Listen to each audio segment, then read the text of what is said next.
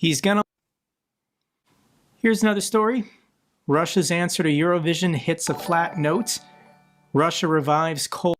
My new GF doesn't know I'm butt-sexual yet. She went through my phone and found my FAP folder, I mean gaping assholes, poop, and fisting.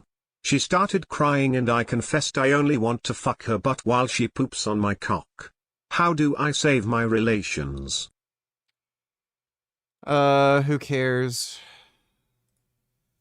You don't have to justify anything to anybody, dude. If she has a problem with your personal interests or proclivities, then she can do whatever the hell she wants. Don't try to justify yourself or like play any stupid games.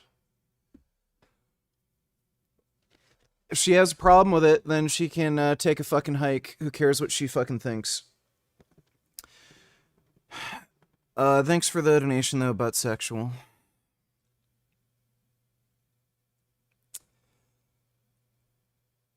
Alright. I think I should probably try to just get some more sleep. Oh. With my gum.